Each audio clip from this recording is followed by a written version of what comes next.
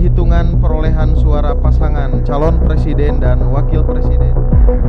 Tenang saja, Pak. Saya sudah ada di sini.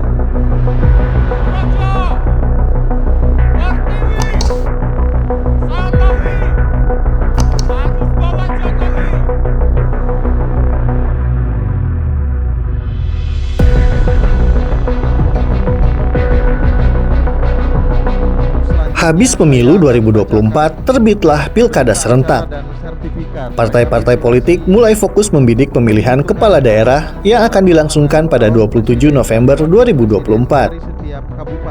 Ada 37 provinsi dan 508 kabupaten kota yang bakal menggelar hajat politik 5 tahunan itu. Dari 38 provinsi di Indonesia, hanya daerah istimewa Yogyakarta yang tidak diikutsertakan dalam Pilkada serentak. Hal itu sejalan dengan titah Undang-Undang Nomor 13 Tahun 2012 tentang keistimewaan DIY.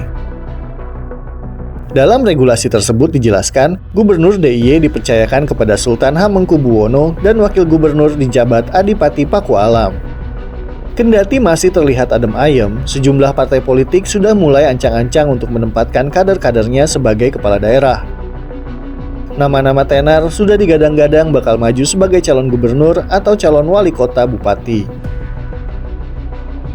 Di Jawa Barat misalnya, ada Ridwan Kamil dari Golkar, Deddy Mulyadi dan Muhammad Iriawan dari Gerindra, UU Ruzanul Ulum dari Partai Persatuan Pembangunan, Ono Surono dari PDI Perjuangan, Saan Mustafa dari Nasdem, Desi Ratnasari dari Partai Amanat Nasional, dan sejumlah nama lainnya. Sementara di Jawa Timur ada Khofifah Indar Parawansa dan Emil Dardak yang dikabarkan bakal berpasangan lagi untuk maju dalam Pilkada 2024. Bahkan mereka sudah mendapatkan rekomendasi dari 3 partai politik, yakni Demokrat, PAN, dan Gerindra.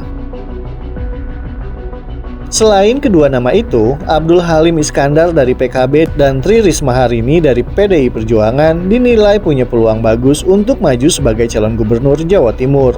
Nama lainnya ada Badrut Tamam, politikus PKB yang menjadi Bupati Pamekasan periode 2018-2023, atau Ahmad Fauzi, Bupati Sumeneb dari PDI Perjuangan. Atmosfer Pilkada serentak tahun ini diprediksi masih bakal beraroma Jokowi.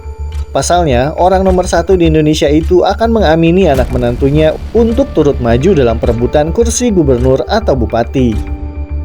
Setelah sukses mengantarkan anak sulungnya Gibran Rakabuming Raka menjadi calon wakil presiden, Jokowi masih punya pekerjaan rumah yang belum rampung. Anak bungsunya, Kaisang Pangarep, butuh dinasti yang lebih mentereng. Berdasarkan kabar yang beredar di media massa, Kaisang akan maju sebagai calon gubernur DKI Jakarta pada Pilkada 2024.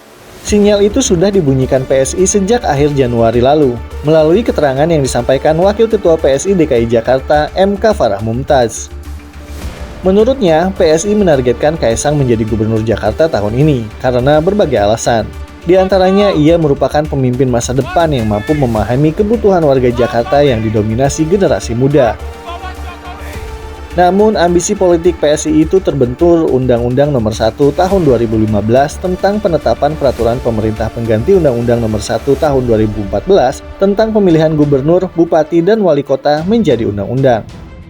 Dalam pasal 7 huruf E undang-undang tersebut ditegaskan warga negara Indonesia yang dapat menjadi calon gubernur, calon bupati, dan calon wali kota adalah yang berusia paling rendah 30 tahun untuk calon gubernur, 25 tahun untuk calon bupati, dan calon wali kota. Sementara saat ini, Kaisang masih berusia 29 tahun.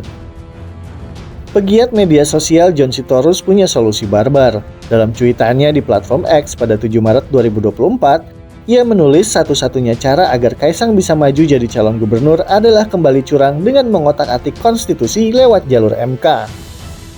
Selain Kaisang, ada nama lain di ring satu keluarga Jokowi yang juga telah masuk jalur politik. Dia adalah Bobi Nasution, suami dari Kahiyang Ayu, anak kedua Jokowi yang juga wali kota Medan. Dalam Pilkada serentak tahun ini, Bobi telah mendapat usungan dari Partai Golkar dan PAN untuk maju sebagai calon gubernur Sumatera Utara. Gayung bersambut, Bobi mengaku siap tempur dalam Pilkada 2024. Sementara itu, DPC Gerindra Sleman telah memasukkan Erina Gudono, istri Kaisang Pangarep, dalam bursa calon Bupati Sleman, Yogyakarta. Bahkan, nama menantu Jokowi itu dikabarkan telah dibahas di tingkat DPP Gerindra untuk diperankan dalam Pilkada 2024. Dimasukkannya nama Erina dalam bursa calon Bupati Sleman mengagetkan publik. Pasalnya, selain cuma mengikuti langkah suaminya yang mendadak jadi Ketua Umum PSI, selama ini finalis Putri Indonesia 2022 itu jauh dari urusan politik. Namun sepertinya hal itu bukan masalah serius bagi partai-partai politik yang bila kelak mengusung Erina sebagai calon Bupati Sleman. Pasalnya, hal serupa pernah dialami Bobi Nasution yang maju jadi calon wali kota Medan pada 2020.